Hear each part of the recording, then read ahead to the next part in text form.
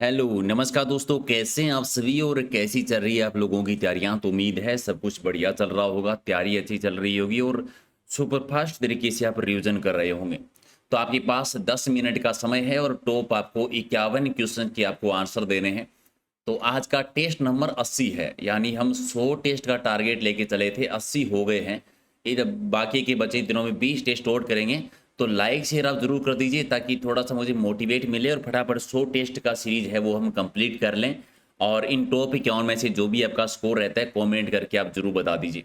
PDF अगर आप लेना चाहते हैं तो टेलीग्राम चैनल से, जिसका लिंक है प्रहलाद सारण सर के नाम से, आप वीडियो के डिस्क्रिप्शन में जाइए, लिंक मिल जाएगा, या टेलीग्राम पर जाकर यही नाम सर्च कर लेना। वहाँ पर बहुत सारी नई नई करंट अफेयर की अपडेट जो पीडीएफ है वो भी हम वहाँ पर अपलोड करेंगे, तो डाउनलोड कर लीजिएगा सभी के सभी।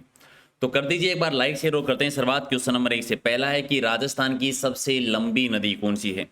तो राजस्थान की सबसे लंबी नदी है चंबल नदी। लेकिन अगर आपसे पूछे कि पूर्णतः राजस्थान में बहने वाली सबसे लंबी नदी कौन सी है, तो बनास नदी हो जाएगी हमारी। ठीक है, तो राइट आंसर आपका सी है। अगला है कि भैंसरोडगढ़ अभ्यारण्य राजस्थान के किस जिले में आता है। भैंसरोडगढ़ अभ्यारण्य है चित्तौड़गढ़ में, और भैंसरोडगढ़ का किला भी है राजस्थान में। किला भी बना हुआ है भैंसरोडगढ़ का, वो भी चित्तौड़गढ़ में है, और अभ्यारण्य भी चित्तौड़गढ़ में है। तो राइट आंसर आपका 1 नंबर।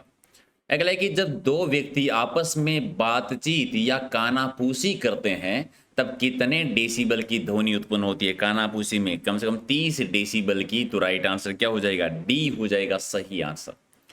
अगला है कि पाल किसे कहते हैं। पाल किसे कहते हैं, पाल है ये बस्ती कहलाते हैं। भील जनजाति की जो बस्ती होती है, छोटी बस्ती, तो भीलों की बस्ती यानी गांव पाल कहलाता है। फला जिसे हम कह देते हैं। तो राइट आंसर बी है। अगला है कि जिम कार्बेट राष्ट्रीय उद्यान कौन से राज्य में स्थित है। तो जी ये पहला है और ये उत्तराखंड में है। तो राइट आंसर बी हो जाएगा। अच्छा, क्या इसका नाम बदल दिया गया है, और बदल दिया गया है तो नया नाम क्या है, कमेंट करके जरूर बताइएगा। चलिए, 2001 से 2011 के दशक में राजस्थान की जनसंख्या में वृद्धि दर क्या रही थी। जनसंख्या वृद्धि दर रही थी 21.3%। डी सही है। अगला है कि निम्न में से किस यूरोपीय शक्ति ने भारत की बजाय दक्षिणी पूर्वी एशिया को अपना ध्यान केंद्रित किया था। तो सबसे पहले तो पुर्तगाली आए थे। डच जो थे ये भारत के बजाय इंडोनेशिया की साइड में गए थे, और बाद में डच भारत आए थे, जहां पर उन्होंने सूती वस्त्र का व्यापार किया था। तो बी आपका ठीक है।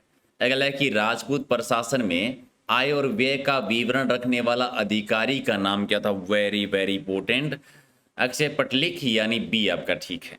अगला है कि गांधी जी के राजनीतिक गुरु कौन रहे थे। गांधी जी के राजनीतिक गुरु थे गोखले जी, यानी सी आपका ठीक है। और अगला है कि किस युद्ध में पृथ्वीराज चौहान तृतीय और मोहम्मद गोरी के बीच की विरुद्ध विजय प्राप्त की थी। तो त्रैन का जो पहला युद्ध हुआ था 1191 में, उसमें पृथ्वीराज चौहान जीत गए थे, और सेकंड युद्ध में पृथ्वीराज चौहान तृतीय हार गए थे। तो विजय वाली जीत वाला पहला है, तो एक आपका सही है। अगला कि प्राचीन काल में निम्न में से कौन सा जनपद वर्तमान राजस्थान का अंग रहा था। तो मत्स्य जनपद, मत्स्य जनपद, हालांकि सूरसेन जनपद भी थोड़ा ऐसा आता है राजस्थान का। ठीक है, लेकिन मत्स्य ऑप्शन एक ही है, तो मत्स्य जनपद करेंगे। हालांकि सूरसेन भी हिस्सा रहा है। ठीक है, याद रखेंगे ये बात।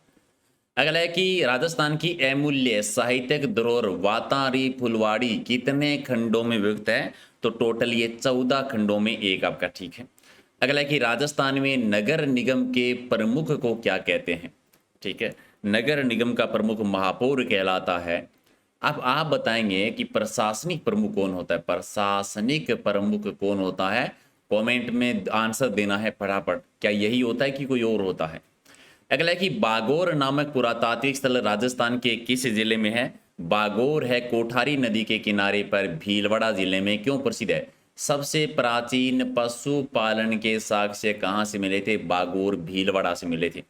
अगला है कि महाराणा कुंभा की विजयों का वर्णन किस प्रशस्ति में है। तो रणकपुर प्रशस्ति, सी आपका ठीक है। भगत आंदोलन के प्रवर्तक कौन थे। भगत आंदोलन चलाया था गुरु गोविंद गिरी के द्वारा, एक आपका ठीक है। गौरी शंकर हीराचंद ओझा जी राजस्थान के प्रसिद्ध व्यक्ति हैं। उनका नाम किस क्षेत्र में लिया जाता है। तो इतिहास और पुरातत्व के क्षेत्र में, यानी बी आपका सही है।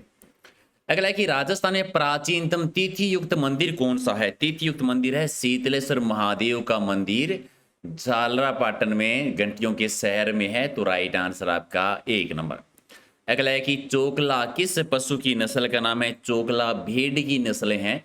अच्छा, भेड़ और बकरी सबसे ज्यादा राजस्थान के किस जिले में? कमेंट करो।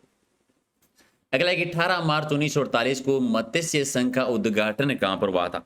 मत्स्य संघ का उद्घाटन भरतपुर के दुर्ग लोहागढ़ में हुआ था जी। ठीक है। अगला है कि श्री सीमेंट संयंत्र कहां पर है? श्री सीमेंट संयंत्र है ब्यावर में, ब्यावर है अजमेर में।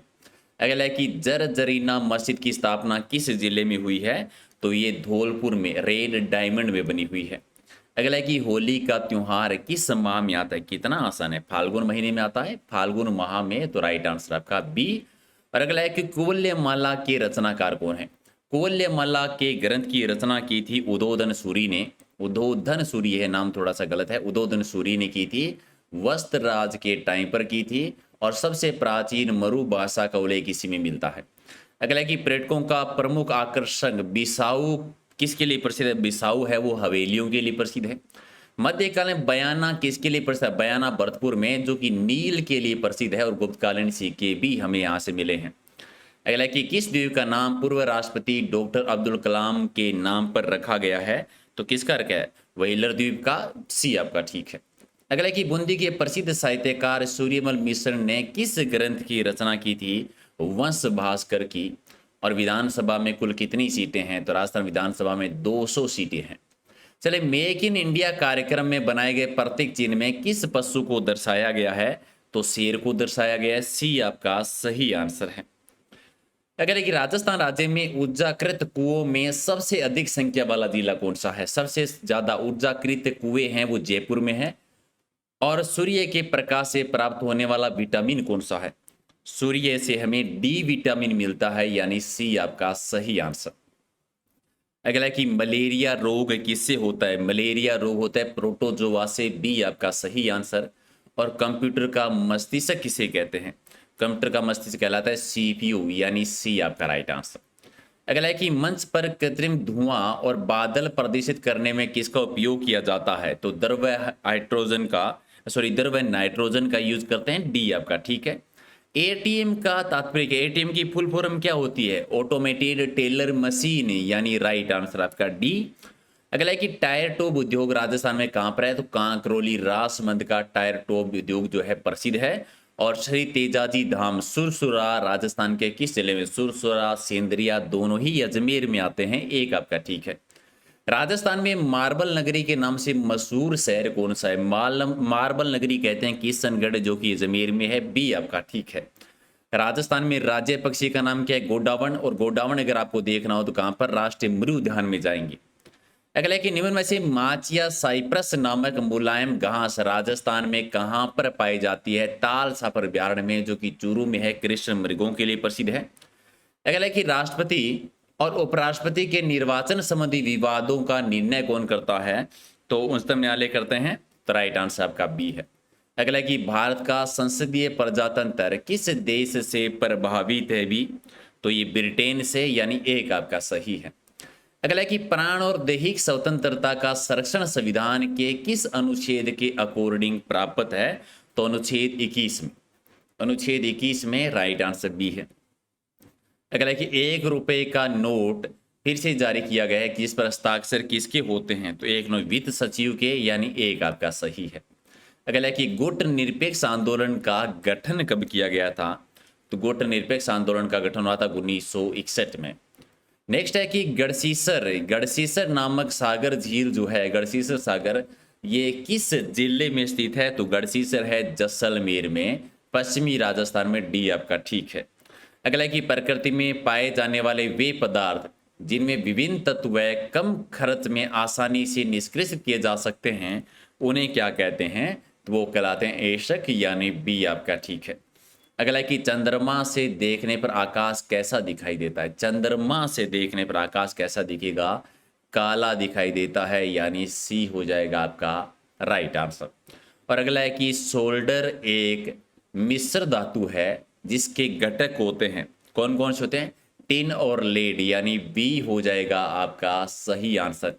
तो आपने टॉप 50 में से कितने सही किए हैं कमेंट करके जरूर बताना। और पीडीएफ है, ये वाली पीडीएफ और इसके अलावा 3000 से भी ज़्यादा पीडीएफ अगर आप लेना चाहते हैं तो टेलीग्राम चैनल पर, या तो टेलीग्राम पर जाकर ये नाम सर्च कर लेना प्रहलाद सारण सर के नाम से, या फिर वहां पर वीडियो की डिस्क्रिप्शन में लिंक दिया हुआ है। ये इंस्टाग्राम है, कुछ भी पूछना हो, मैसेज करना हो, कोई भी बात बोलनी हो, शिकायत करनी हो, तो इस नाम को कॉपी करो और इंस्टाग्राम पर जाकर सर्च कर लो ये नाम। ये फेसबुक पेज का लिंक है, तो तीनों ही आप ज्वाइन कर लीजिए।